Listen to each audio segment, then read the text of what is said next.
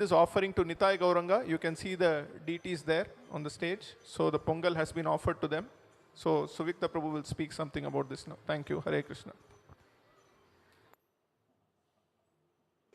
Om Ajnanatimirandasya Jnananjanashalakaya Chakshurunmilitam Yena Tasmai Shri Gurave Namaha Nama Om Vishnupadaya Krishna Preshtaya Bhutale Srimate Bhakti Vedanta Swaminiti Namine Namaste Saraswate Deve Gauravani Pracharine Nirvishesha Shunyavadi Paschatya Deshatarine Jaya Shri Krishna Chaitanya Prabhu Nityananda Shri Advaita Gadadhara Shri Vasadi Gaura Bhakta Vrinda Hare Krishna Krishna Krishna Hare Hare Hare Rama Rama Rama Hare Hare Mokam karoti vachalam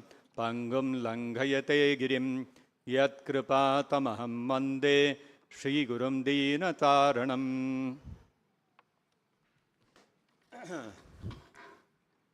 500 years ago, almost 500 years ago, Lord Krishna appeared as Chaitanya Mahaprabhu in Bengal, 1486 AD. And Chaitanya Mahaprabhu remained in his household life for 24 years, till 1510 AD. And in 1510 AD, Chaitanya Mahaprabhu took sannyas. And after taking sannyas, Chaitanya Mahaprabhu resided in Jagannath Puri for the next 24 years. The initial 6 years after Chaitanya Mahaprabhu shifted to Jagannath Puri, he was traveling. He came to Vrindavan, he went to Varanasi, he went to Bengal, he traveled all over South India. So 6 years was spent in coming and going from Jagannath Puri. And the next 18 years, Chaitanya Mahaprabhu stayed in Jagannath Puri only. And in 1534 AD, Chaitanya Mahaprabhu wound up his pastimes. When Chaitanya Mahaprabhu shifted to Jagannath Puri, his mother Shachi Devi was experiencing great pain of separation from her son, from her transcendental son, the Supreme Personality of Godhead. Chaitanya Mahaprabhu, because he was staying in Jagannath Puri, and very frequently the devotees from Bengal would go to Jagannath Puri every year for Rath Yatra. They would go attend the Rath Yatra. Like this, Shachi Mata would feel a little bit of solace. But otherwise, she was experiencing great pain of separation from her son, because she loved her son very deeply, and Chaitanya Mahaprabhu being Krishna himself. So naturally, it was a transcendental loving affection. Then Chaitanya Mahaprabhu, being Krishna himself, he is Paramatma, he knows what is there in everyone's heart. Understanding Shachi Mata's pain of separation, he wanted to alleviate her suffering a little bit. And when Chaitanya Mahaprabhu was staying in Jagannath Puri, he was staying with all of his associates. Haridas Thakur was there, Sanatan Goswami was there, Paramananda Puri, and Brahmananda Bharati, Brahmananda Puri, so many sannyasis, Swarupa Damodar, Ramananda Raya, Sarvabhauma Bhattacharya, all very illustrious devotees. They were all with Chaitanya Mahaprabhu. One of the people with Chaitanya Mahaprabhu, one of his very close associates, was Damodar Pandit.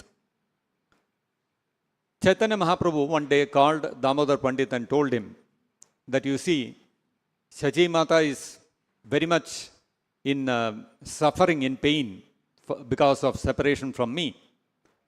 So I want that you should go to Bengal and stay with her for a few days.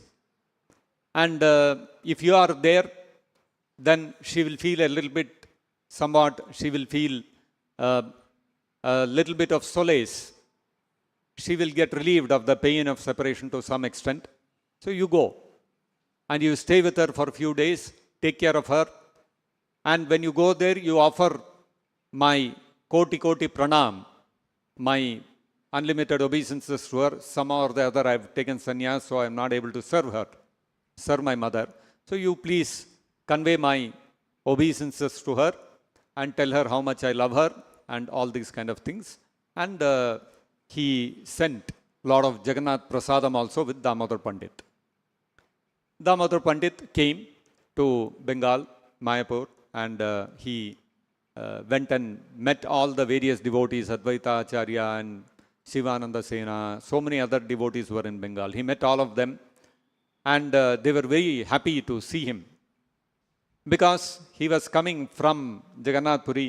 He, being a constant companion of Chaitanya Mahaprabhu in Jagannath Puri, he had lot of pastimes of Chaitanya Mahaprabhu to relate. Every day they would meet him and hear from him what all Chaitanya Mahaprabhu pastimes he did. And so when they would hear him, they would feel a little bit of, they were also feeling that pain of separation from Chaitanya Mahaprabhu, so they would feel greatly relieved. And similarly, Shachi Mata also, when she would hear from Damodar Pandit about Chaitanya Mahaprabhu, his activities, she would get absorbed in that and she would feel a little lessening of that pain of separation. Now, when Chaitanya Mahaprabhu sent Damodar Pandit, he told Damodar Pandit, you relate one pastime to Shachi Mata, because Shachi Mata every day cooks and offers food, and she wants to feed me, and every day I am going to her home and eating the prasadam which she is offering to Krishna. But she is not aware of this. So you go and tell her one actual incident which happened. So Damodar Pandit came and related that incident to Shachi Mata. One day, Shachi Mata had cooked a big feast to offer to Krishna. Varieties of vegetables, sabji preparations, lot of payasa, sweet, condensed milk, and rice, and all kinds of various preparations she made. And she offered to Krishna. And then, because in the house, deity of Krishna was there, she offered. And she was crying, thinking that, oh, my Nimai, I could not feed him like that. And then Chaitanya Mahaprabhu came, because Shachi Mata wanted to feed him. And he ate everything, whatever was on the plate which she had offered to Krishna. So after, normally when we do offering, we do it behind closed doors. So after a little while, Shachi Mata came and she opened the altar and she saw that the plate is empty. So she thought, oh my God, what have I done? I have not offered. Looks like I was, thinking of Nimai, so I could not offer. And she went back to the kitchen and she looked at all the pots. The pots were all full. They were, there was no reduction in the quantity that she had cooked. So she thought maybe, and she had seen actually Chaitanya Mahaprabhu coming and eating. So she thought, I must have dreamt something and I must have slept off. And so she again took all the items and again offered to Krishna. So this incident, Damodar Pandit related to Shachi Mata, and Shachi Mata remembered, oh yes, this is true. And he told her, actually Chaitanya Mahaprabhu came and ate whatever you had offered. It was not a dream. Otherwise, how Chaitanya Mahaprabhu will be able to relate this?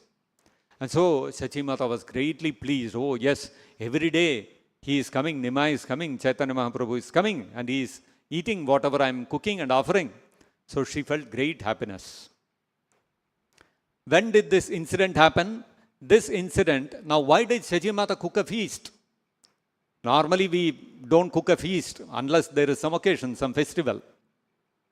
So Shachi Mata had cooked the feast because that day happened to be Magha Sankranti.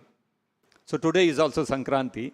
So in remembering that pastime of Shachi Mata and Chaitanya Mahaprabhu, today all of you have cooked whatever is the dish which is cooked for on the day of Makara Sankranti, which is today. And here in Tamil Nadu we make Pongal. So all of you have cooked Pongal and we are offering to Gaurnitai. So, Bolo Gauranga Mahaprabhu ki jai, Shachi Mata ki jai. So this pastime of Chaitanya Mahaprabhu with Shachi Mata, which he performed on Magha Sankranti, is described in the Chaitanya Charitamrita, and it is very, very significant. What we have to understand is, Krishna in the Bhagavad Gita says, Patram pushpam phalam toyam yo me bhaktya prayachati. Tadaham bhakti upahritam ashnami prayatatmanaha. So Krishna says that if we offer a fruit, a flower, a leaf, or even just plain water, if we offer it with bhakti to Krishna, devotion to Krishna, Krishna will accept it. Sachi Mata, with great love and devotion, she offered whatever feast she had prepared to Krishna and to Chaitanya Mahaprabhu. And because of her loving affection, Chaitanya Mahaprabhu, who was seated in Jagannath Puri, he was drawn to her home to eat that food which she had prepared. Therefore, whatever we cook, if we cook with love and affection for Krishna, with devotion to Krishna and offer to him, Krishna will actually accept it. All of you with great endeavor, today you have all made Pongal and you have offered to Gaurnitai. So your devotion, Chaitanya Mahaprabhu will see that devotion, and Chaitanya Mahaprabhu will actually taste the food which has been cooked by you, with the Pongal which has been cooked by you. This is reality. Somebody may ask, but then we are going and keeping everything as it is in front of the Lord, and whatever is there, it comes back as it is. How do we know that Krishna has tasted? Right? They are carrying such a big pot. After the offering is over, you open it and see the quantity will be as it is. Then how do we know Krishna has tasted? Yes, Krishna has actually tasted, because in the Brahma Samhita it is stated that Angani yasya sakalendriya vritti manti pashyanti panti kalayanti chiram jaganti govindamadi purusham tamaham bhajami. We are limited to perform certain functions of our body with certain senses, with certain organs. I can pick up something with my hand, I can see something with my eyes, I can taste something with my tongue, I can hear something with my ears. So all my knowledge acquiring senses, the Pancha Gyanendriyas that are there, are limited in performing their functions. I cannot taste something with my eyes. I cannot see something with my tongue. I cannot smell with my ears. It is not possible. But Krishna, being Sachidananda Vigraha, being possessing a completely transcendental body, Yasya sakalendriya vritti manti, every anga, every sense of his can perform all the functions of all other senses. So for Krishna to taste the food which you have cooked with devotion and offered to him, he doesn't have to take it and pick it and put it in his mouth. Not required. Just by casting his transcendental glance, just by looking at that pot of food which you have offered, Krishna can taste that. So all the Pongal that all of you have made and offered to Gaurnitai are tasting it just by looking at it. And so therefore, whatever we offer, and Krishna is very kind. Krishna, as he says in the Bhagavad Gita, he accepts our devotion. So we are with great devotion offering the food to Krishna, just like Sachi Mata offered that feast to Krishna and to Chaitanya Mahaprabhu. And after the offering, Chaitanya Mahaprabhu ate up everything, and she went back to the kitchen and saw all the pots are still full. Not even one morsel is reduced. So this is actually Krishna's mercy, his compassion. Krishna, just like at home, if you cook something, let us say you prepared some very nice thing to eat, and you called your mother, your father, everybody, and you offered whatever you have cooked to them to eat. So will they, okay, my son has cooked something or my daughter has cooked something very nice, let me eat up everything and wipe the plate and vessel clean? No. They will call you also, come, you also sit, you also eat. They will not eat up everything, they want you also to taste, isn't it? Then only that happiness of relationship is there. Similarly, when we offer with love and devotion to Krishna any food, what Krishna wants us also to eat that. Krishna doesn't want to eat, Krishna can eat up everything. But then nothing will be left for us, so Krishna wants us also to eat that. And so therefore, Krishna is so kind whatever he has tasted, he leaves back as it is on the plate that which we have offered.